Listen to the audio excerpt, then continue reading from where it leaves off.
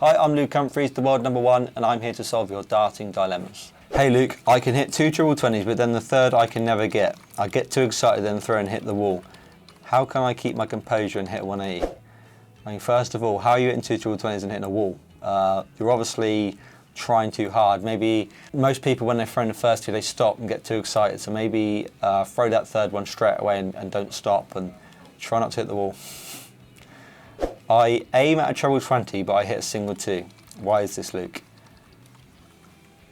I'm not sure, to be honest. I think you must be a beginner and you need a bit more time on practicing. So give yourself a few weeks, maybe a few years. If you're hitting single 2s, then you might be all right. But you have to make sure that your aim's a little bit more consistent at the top of the board. You must be dropping them down a bit too much, and that's why you're hitting the single 2. Really struggling to stay straight when aiming for 20s. The 1 and 5 seconds on my board get absolutely battered. What are some good drills for staying straight? For me, when I first started, I used to throw at the bullseye. That's a target right in the centre of the board. I used to try and see if I could get my aiming quite straight, and it kind of helped me then move up to the 20.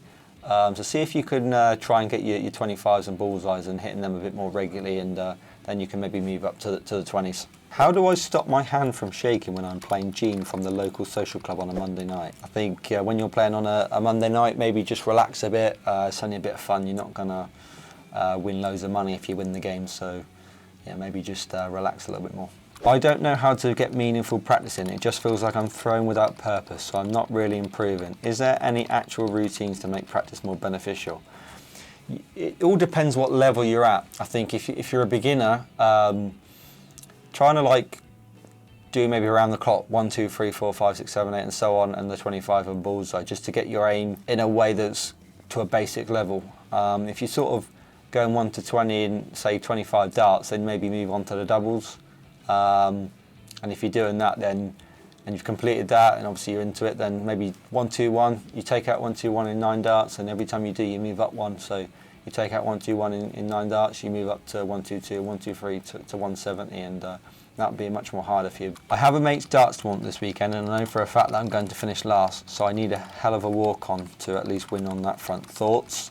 Cheers. I'd love to know what darts tournament you got this weekend that involves a walk-on song, but probably the negativity to say you're going to finish last is not going to help you. You have to be a little bit more positive.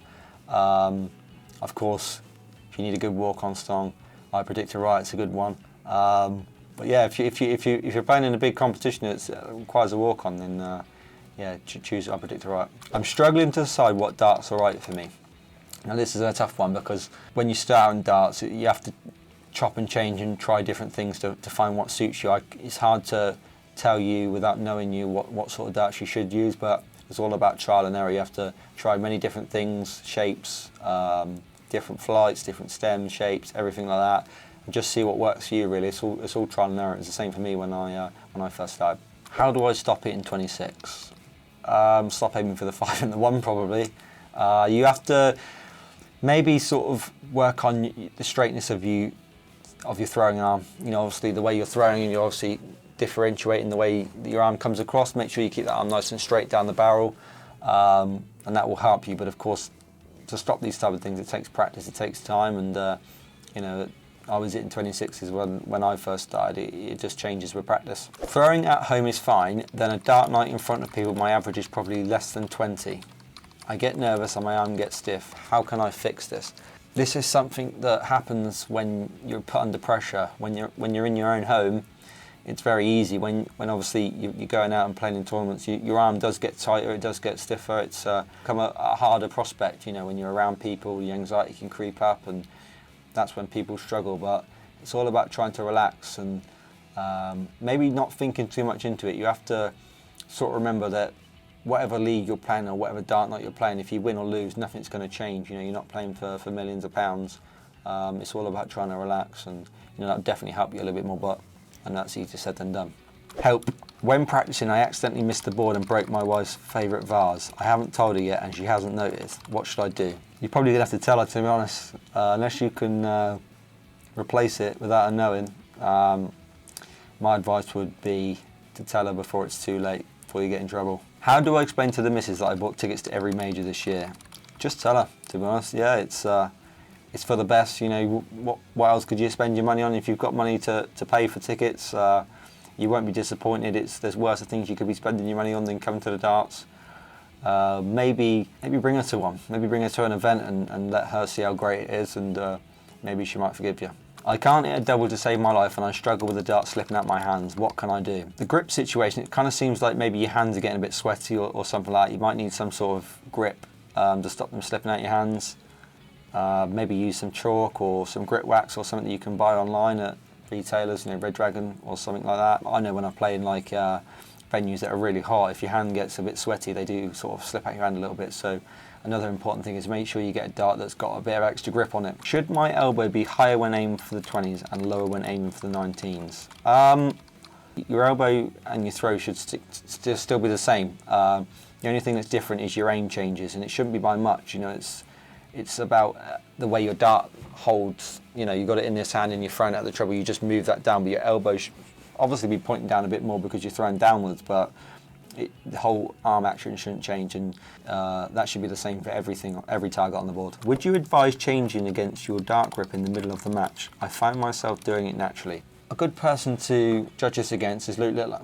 He does the same thing, he changes his dart grip through the match sometimes, and it doesn't affect him. So it might not affect you, but I wouldn't advise it. I'd try and keep the same grip throughout the whole time. If you keep changing your grip throughout the throw, it can sort of confuse the way you actually throw the dart. So I'd kind of advise against changing your grip, to be honest. But Luke does it, and it doesn't bother him. So yeah, it's to what you feel comfortable with, really. My partner won't let me hang the dartboard on the wall, but I don't want a stand. Stalemate. I mean, I can't argue that, to be honest. If she won't let you, then you have to obviously get a stand. I mean, it all depends where you want to hang the dartboard up on, because if you don't have a surround for it, it can have holes in the wall. So maybe that's why she don't want you to have one on the wall. But there's nothing wrong with a stand. It's still the same, pretty good. Does the same job, to be honest. How long should you practice every day, and what is your practice routine? It's hard to advise how long you should practice for a day. The more you practice, the better you'll be. When I first started, I used to practice maybe 3 hours a day, maybe 3 to 4, you know, never above 4. Now I probably practice a lot less than I ever did, maybe an hour to 2 hours a day, sometimes not every day. When you've got to the level that I'm at the moment, though, you kind of just, it's all about maintaining it and not over practicing. So yeah, for me, I don't really tend to practice too much now. I always struggle to hit the board even with my glasses on. Take your glasses off and maybe that might help you. But if you need them on, unfortunately, you just have to try and find with your glasses on, because yeah, you kind of might need them if you can't take them off. Hello Luke, can you give us a good technique to improve our dart maths and calculate quickly while throwing? All about repetition. I feel like for me, I was good at maths when I was a kid, but I felt like the memory is an important thing in darts. You know, every checkout I need to go for. If you go 20s, treble 19, double 16, it's just memory. I think that's something you have to learn, but it takes time. None of these dilemmas that I'm being given here is just something that can be a quick fix. It does take time, but yeah, I think there's a new thing coming out with Devon Peters, and it's a maths program, which I think is going to help people, but that will be in due course. So I think that might be something that could interest you in the future. Nathan Aspinall won't reply to any of my emails. Well, he doesn't reply to my emails either, because I doubt he's on emails. Yeah, I think we do get a lot of fan mail from a lot of people, a lot of fans. Impossible for us to answer them all, to be honest. So unfortunately, I do think Nathan's off social media as well. So yeah, it's going to be hard for you to get through to him, to be honest. Do you think my dartboard is hindering me? Should I change it? Should you change it?